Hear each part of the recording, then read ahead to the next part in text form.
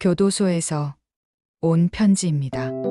앞으로 일반인은 알지 못하는 교도소의 이야기를 다양한 사연으로 들려드리고자 합니다.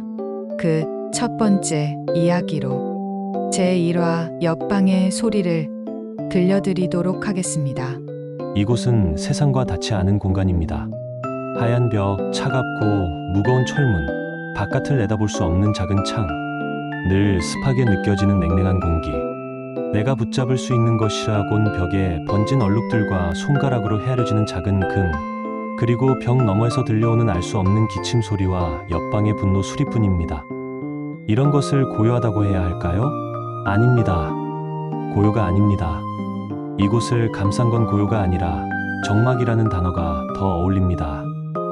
아무 소리도 들리지 않는데 그 침묵이 너무 무거워서 오히려 귀를 짓누르는 듯한 느낌.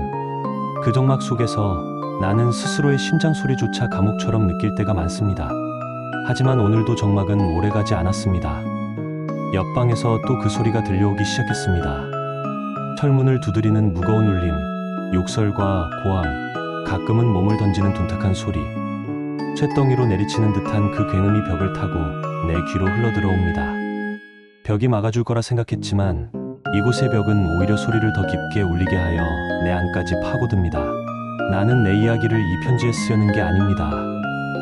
내가 어떤 잘못을 저질렀는지, 왜 이곳에 있는지는 중요하지 않습니다.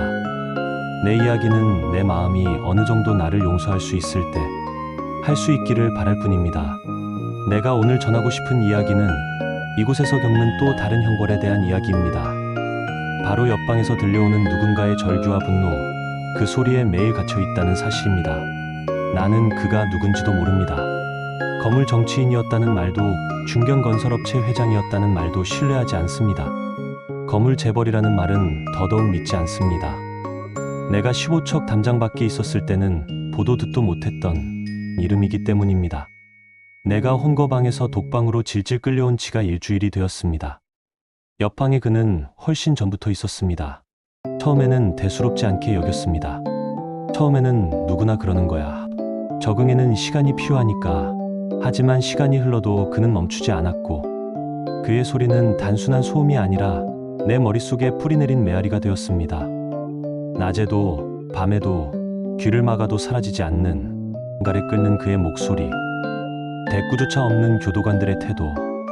비친 눈을 감아 차단할 수 있다지만 소리는 귀를 막아 차단되는 것이 아니었습니다. 종종 귀를 막고 무릎을 꿇은 채 그 소리가 사라지기를 기다리기도 했습니다. 하지만 이상하게도 귀를 막을수록 그의 소리는 더 선명해졌습니다. 그의 욕설과 고함이 내 귓속에서 증폭되고 철문을 치는 소리가 내 심장을 두드리는 듯합니다. 어떤 밤에는 그의 두드림과 내 심장의 박동이 같은 리듬으로 뛰곤 했습니다. 그 순간 나는 깨달았습니다. 내가 갇힌 것은 이 좁은 독방이 아니라 바로 옆방 사람의 분노 속이라는 것을. 사람들은 흔히 말합니다. 독방은 고요하다. 그게 더 무섭다. 하지만 진짜 무서운 건 고요가 아닙니다. 진짜 공포는 벽 너머에서 흘러드는 타인의 절규입니다. 고요 속에 있다가 그 절규가 스며드는 순간 내 안의 벽도 함께 무너져 내립니다. 나는 문득 이런 상상을 합니다. 혹시 옆방의 그는 살아있는 게 아닐지도 모른다고.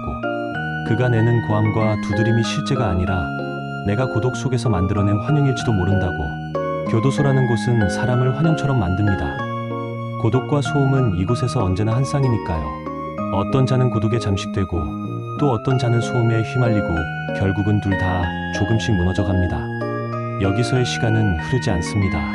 시계는 벽에 걸려 있지 않고 창문은 빛을 제대로 비추지 못합니다.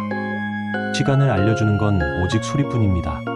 철문을 여닫는 소리, 교도관의 발자국 소리, 옆방에서 들려오는 분노의 파도, 점검 소리, 배식 소리. 그 소리들이 내 하루의 분침이 되고 시침이 됩니다. 나는 그 소리로 아침을 알고 그 소리로 밤을 압니다.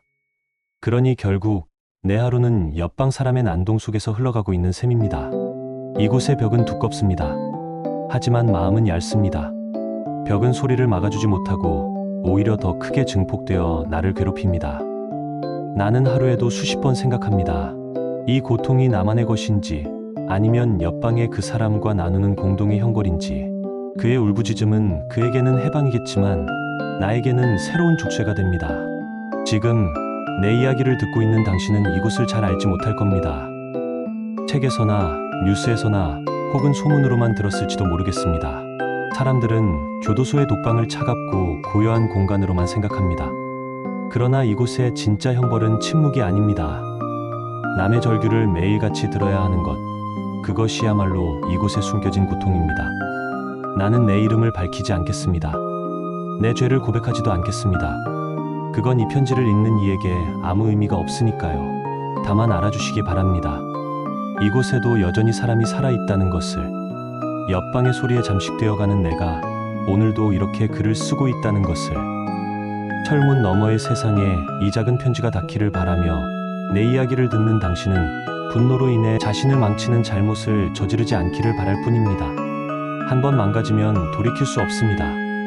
나는 이번에도 분노를 참지 못해 독방에 갇히는 신세가 되었습니다. 자책이나 후회 같은 건 운운하고 싶지 않습니다. 내가 감당해야 할 나의 것이라는 것만 회한 속에 덮겠습니다. 다만 어서 빨리 이 독방에서 벗어나기만을 바랄 뿐입니다. 여름의 독방은 생지옥입니다. 옆방의 그도 그래서 미쳐가고 있는 겁니다. 여러분들은 한 남자가 담담하게 한 흔치 않는 이야기를 들으셨습니다.